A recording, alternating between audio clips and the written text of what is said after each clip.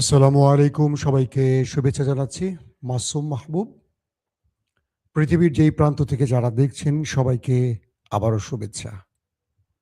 জি, Baghdad থেকে আমার প্রিয় ভাই ইউসুফ, কলকাতা থেকে আমানত, ফাহাদ নরসিংদী থেকে। আপনারা সবাই ঢুকছেন লাইনে না? আমি কি শুরু করতে পারি? জামালপুর থেকে দেখছেন বিল্লাহ, মাগুরা থেকে দেখছেন, নামটা স্পষ্ট করার নেই, আমি বুঝতে পারছি না।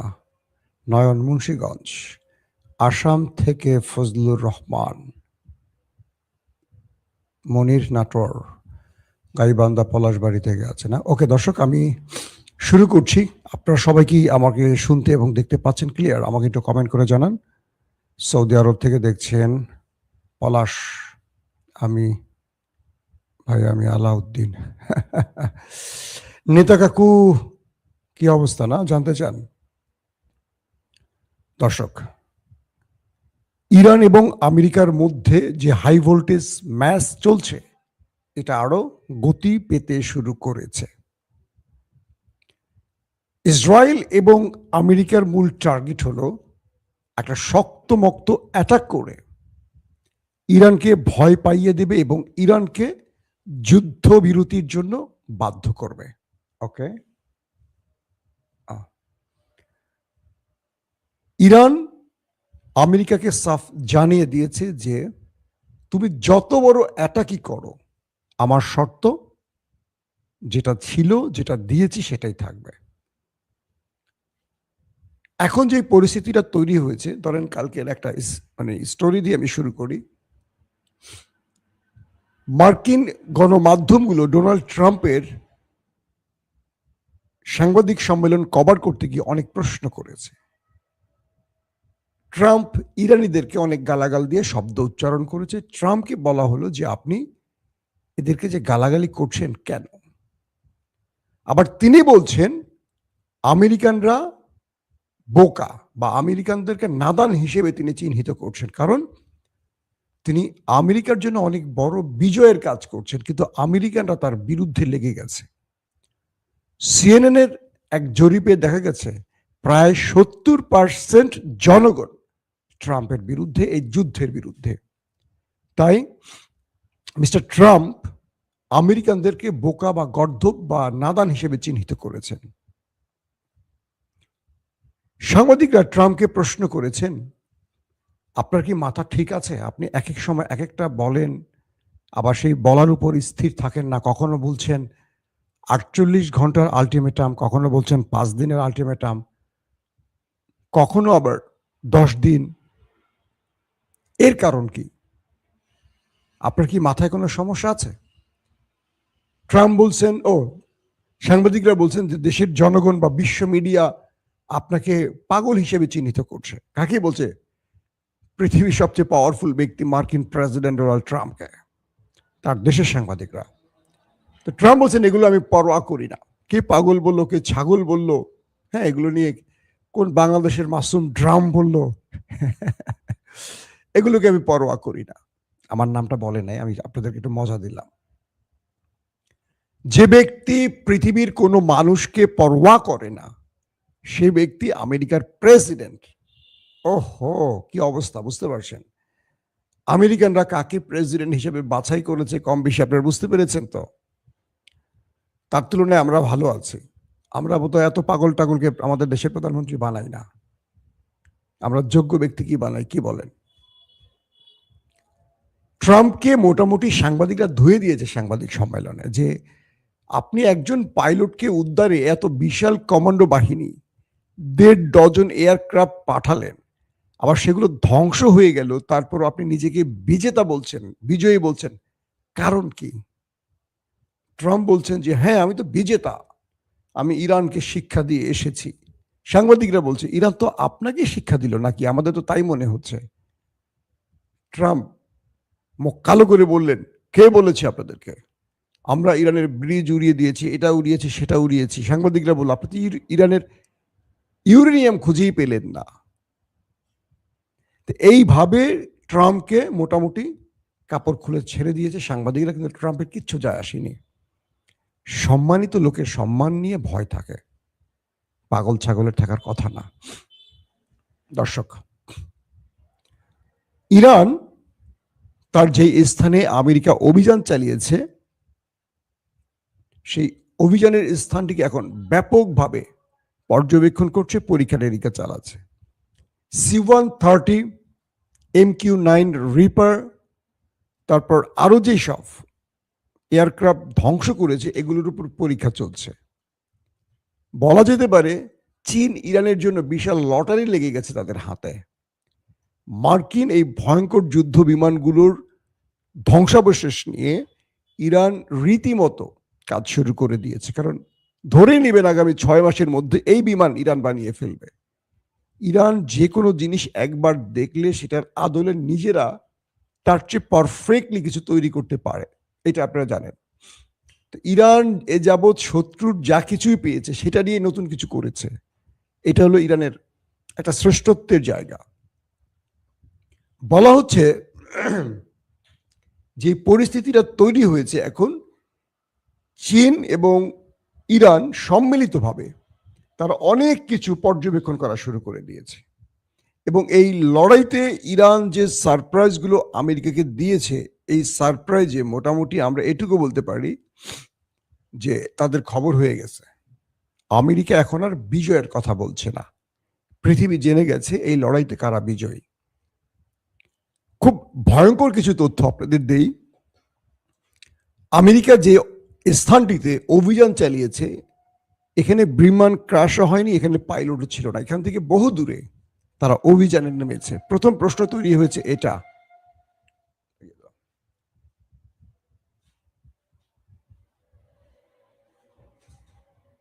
No problem.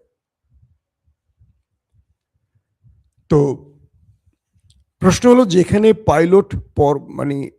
পাইলট থাকার কোনো সম্ভাবনা নেই সেই জায়গাটিতে কেন ইরান আমেরিকা অভিযান চালিয়েছে?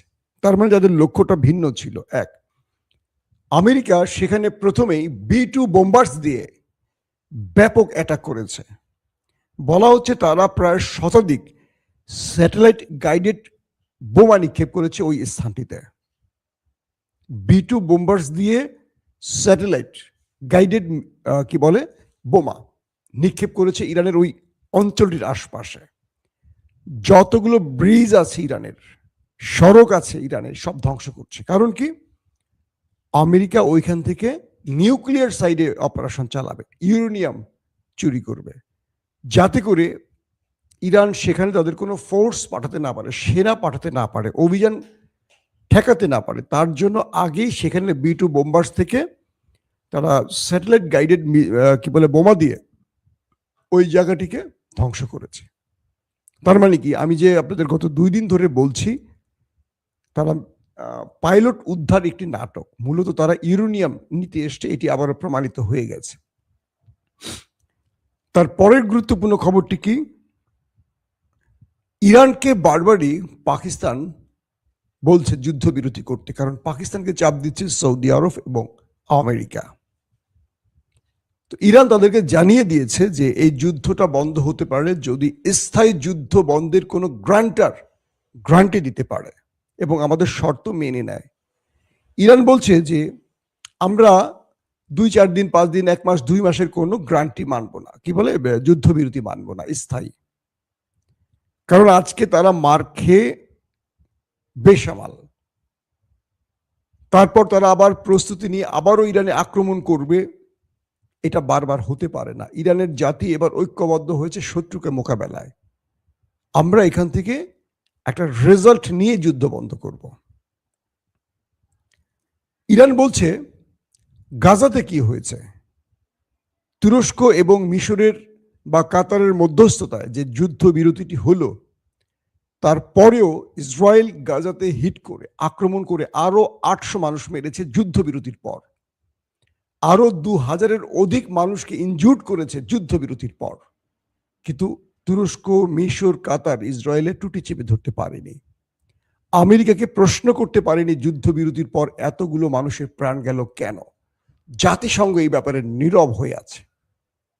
কিন্তু তালেবানদের অবস্থাটা কি? তালেবানদের সাথে আমেরিকার যুদ্ধবিরতির অনেক প্রস্তাব তালেবানরা নাকচ করেছে, লম্বা সময় তারা লড়াই করেছে। দিন শেষে কাতারের যুদ্ধবিরতি বা যুদ্ধ নিয়ে বিভিন্ন বৈঠক শেষে তালেবান পুরো কাবুল, কান্দাহার সব দখলের পর আমেরিকা লেজ গুটিয়ে পালিয়ে গেছে। এরপর আফগানে আমেরিকা আর একটা অ্যাটাক করার সাহস করেনি। ইরান মূলত এই ট্রিক্সটা ব্যবহার করতে চায়। গাজায় যেমন ব্যর্থ হয়েছে, এই ব্যর্থতা ইরান চায় না। ইরান বলছে যুদ্ধবিরতি হবে স্থায়ীভাবে, আন্তর্জাতিক শক্তিশালী দেশগুলো গ্রান্টার হবে। এখন কে হতে পারে এই গ্রান্টার, এই যুদ্ধবিরতির?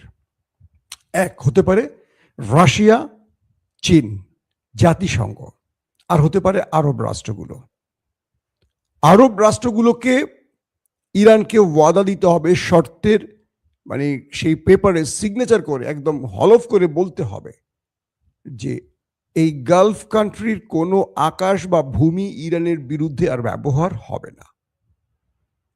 আমেরিকা যতগুলো অ্যাটাক করেছে 80% আরবের ভেতর থেকে করেছে। একটা ব্যাপার ভালো করে খেয়াল করেন, আরবের এই ভূমি বা গালফ কান্ট্রির যেই মার্কিন ঘাঁটিগুলো রয়েছে, শুনেছেন কখনো এই ঘাঁটিগুলো ইসরায়েলের বিরুদ্ধে ব্যবহার হয়েছে? হয়নি। কিন্তু এই ঘাঁটিগুলো ব্যবহার হচ্ছে কাদের বিরুদ্ধে? ইরানের বিরুদ্ধে, কখনো আফগানের বিরুদ্ধে, কখনো সিরিয়ার বিরুদ্ধে। প্রশ্ন হলো, আরবের মতো একটি দেশ তারা তাদের দেশের নিরাপত্তার প্রয়োজনে আমেরিকানদেরকে এখানে ঘাঁটি করতে দিয়েছে, আর সেই আমেরিকানরা আরবে বসে মুসলিমদের অ্যাটাক করছে বা মুসলমান দেশগুলোকে অ্যাটাক করছে। আরবরা এটা কি করে মেনে নিচ্ছে? কখনো আমেরিকা ইসরায়েলে অ্যাটাক করবে? এখন পর্যন্ত ইসরায়েলকে রক্ষায় আমেরিকা তার সর্বোচ্চ শক্তি ব্যয় করছে। যে আরবরা ইসরায়েলের সাথে লড়াই করেছে, কয়েক দফা যুদ্ধ করেছে, সেই আরবরা আজকে ইরানের বদলে ইসরায়েলকে পাহারা দিচ্ছে। চিন্তা করতে পারেন, আমেরিকা এবং ইসরায়েল যখন ইরানে স্ট্রাইক চালায়, তখন এই আরবের ভেতর থেকে মানে আরব রাষ্ট্রগুলো পার হয়ে, কয়েকটি আরব রাষ্ট্র পার হয়ে ইরানে অ্যাটাক করতে হয়। কখনো শুনেছেন আমেরিকান বা ইসরায়েলের কোনো মিসাইল বা বিমানকে প্রতিরক্ষা সিস্টেম দিয়ে অ্যাটাক করেছে? আরব করেনি। কিন্তু ইরান যখন ইসরায়েলে কোনো হিট করে, আরব ধারাবাহিক যতগুলো দেশ পরে ইসরায়েলে যেতে এই মিসাইলটাকে, ধরেন সৌদি আরব, কাতার, জর্দান বা ইরাক, এই প্রত্যেকটা দেশ মার্কিন ঘাঁটি আছে, সেখান থেকে ইন্টারসেপ্ট করা হয় ইরানের মিসাইলকে। ইরান একটা ইসরায়েলে মারতে গিয়ে একটা নয়, ধরেন 4-5টা দেশের প্রতিরক্ষা ব্যবস্থাকে ফেল করে অ্যাটাক করতে হয়। আমাকে অনেকেই প্রশ্ন করেন, আমার অনেক দর্শক, যে মাসুম ভাই, ইসরায়েল এত টার্গেটে হিট করে, ইরান পারছে না কেন? ইসরায়েল যখন একটা ধরেন একটা ছোট করে একটা ইটও মারে, এই ইটটা বাকি দেশগুলো ফু দিয়ে শক্তি পারে, আরো জোরে যা, আরো জোরে ইরানে মর, আরো জোরে গিয়ে ইরানে পর। ধরেন নেতানিয়াহু মারছে একটা ইট, সৌদি আরব ওইটাকে বাতাস দিয়ে আরো জোর স্পিড বাড়ায়, জর্দান ওইটাকে বাতাস দেয়, আরব আমিরাত ওইটাকে আরো স্পিড গতি বাড়িয়ে দেয় যাতে ইরানে গিয়ে ঠিক মতো পড়ে। আর ইরান যখন মারে তখন সৌদি আরব সেটাকে ঠেকায়, তারপরে সেটা দুর্বল হয়, তারপরে ধরেন আরব আমিরাত সেটাকে ঠেকায়, আরো দুর্বল হয়, জর্দান সেটাকে ঠেকায়, তারপরে ইসরায়েলে যখন ঢোকে তখন তো ইসরায়েলের ভেতরে মার্কিন ইসরায়েলি প্রতিরক্ষা তো আছেই, একটার পর একটা প্রতিরক্ষা ব্যবস্থা সাজানো আছে তাদের, একটার পর একটা, একটার পর একটা। এতগুলো বাধা টোপকে ইরানকে ইসরায়েলে অ্যাটাক করতে হয়, কিন্তু ইসরায়েলকে কখনো বাধার মুখে পড়তে হয় না। অথচ মাঝখানে এতগুলো মুসলিম দেশ যারা মুসলিমদেরই বন্ধু নয়, শত্রুদেরই বন্ধু হয়ে বসে আছে। এটা লজ্জার কিনা বলেন আপনারা? এই আরবরা কি জবাব দিবে আল্লাহর কাছে? এই আরবরা তার দেশের জনগণকে কি জবাব দেয়? তাদের জনগণরা অর্থের কাছে, তাদের প্রচুর অর্থ আছে, তো সব ঘুমিয়ে আছে, তাদের ওইটার খাড়ায় না। দেখেন না, ইরান যখন আরবকে মারছে, আরব একটা প্রত্যুত্তর দিতে ভয় পায়, কারণ আরব তো যুদ্ধ করতে পারে না। ওরা গোপনে আমেরিকার মধ্যে ঢুকে কিছু ড্রোন বা মিসাইল মারে, অভিযোগ উঠছে, এখন ওরা স্বীকার করেনি, সৌদি এবং আরব আমিরাতের বিরুদ্ধে বিভিন্ন গণমাধ্যমে, সত্য কি মিথ্যা জানি না, এটা পশ্চিমাদের প্রচারণা বা প্রোপাগান্ডা হতে পারে। তো যে আরব যুদ্ধ করার মতো শক্তি নেই, সেই আরবরা আমেরিকার থেকে ট্রিলিয়ন ট্রিলিয়ন ডলারের অস্ত্র কিনে বসে আছে কেন বলেন? তার মানে হলো এরা সবসময় ওদের শক্তিতে নিজেকে পাহারায় বসিয়ে রাখছে, অর্থাৎ আমেরিকার ছায়ায় বেঁচে থাকতে চায়। এরা আল্লাহর উপর ভরসা করে না। আর এদের জনগণও এই সরকারের উপর খুশি হয়ে আছে, কারণ এদের কোনো বিপদ আপদ নেই। এটাই এদের দুনিয়ার বেহেশত। মুমিনদের জন্য তো দুনিয়া বেহেশত নয়। দর্শক, ট্রাম্পকে প্রশ্ন করা হলে ট্রাম্প বলেছেন মঙ্গলবারই ফাইনাল, অর্থাৎ আসছে, আজকে তো বোধহয় মঙ্গলবার নাকি, মঙ্গলবারই ফাইনাল। আর কোনো ডেডলাইন বা আলটিমেটামের টাইম বাড়ানো হবে না। তার মানে মঙ্গলবার ইরানে ম্যাসিভ আকারে অ্যাটাক করতে যাচ্ছে আমেরিকা এবং ইসরায়েল। ইরানের গণমাধ্যম কিছু বড় তথ্য ফ্লাশ করে দিয়েছে, আর সেটা হলো যে ইরান ঘটনাস্থল পরিদর্শন করে অনেকগুলো তথ্য উপাত্ত সংগ্রহ করেছে। এর মধ্যে একটি হলো যে লড়াইটা বা যে অভিযানটা ইরানের ভেতরে হয়েছে, সেখানে মার্কিন পাইলট, একজন নারী পাইলট, তিনি ট্যুরিস্ট ভিসায় চলে গেছেন ইসরায়েলে এবং সেখানে ইসরায়েলি বাহিনীর সাথে যোগ দিয়ে পরিকল্পনা করে পরবর্তী সেখান থেকে তিনি ইরানে অ্যাটাকে আসছেন। বুঝতে পারছেন, আমেরিকা যে বারবার দাবি করছে যে এই যুদ্ধে তারা দায়ী না, অমুকে দায়ী তমুকে দায়ী, দেখেন মার্কিন একজন পাইলট তিনি আমেরিকা থেকে ট্যুরিস্ট ভিসায় ইসরায়েলে গেছেন, সেখানে গিয়ে ইসরায়েলি বাহিনীর সাথে পরিকল্পনা করে সেখান থেকে ফ্লাই করেছেন। তার কাগজপত্রগুলো ইরান উদ্ধার করেছে। তিনি বেঁচে আছেন না ওপারে চলে গেছেন কেউ জানে না, এই মুহূর্তে জানা যায়নি। তার মানে ইরান যে পাল্টা প্রতিঘাত করেছে, সেখানে ইসরায়েলি এবং আমেরিকান প্রচুর সেনা চলে গেছে জায়গা মতো, এবং তাদের অনেকে বলবেন লাশ কোথায়, সব পুড়ে গেছে। সেখানে তো এয়ারক্রাফট গুলোকে ধ্বংস করা হচ্ছে। বিমান বিধ্বস্ত হলে সেখানে কারো লাশ পাওয়া যায়, সব পুড়ে ছাই হয়ে যায়, কয়লা হয়ে যায়। তার মানে হলো ইরান যে সাসপেক্টই করেছে সেটি রাইট।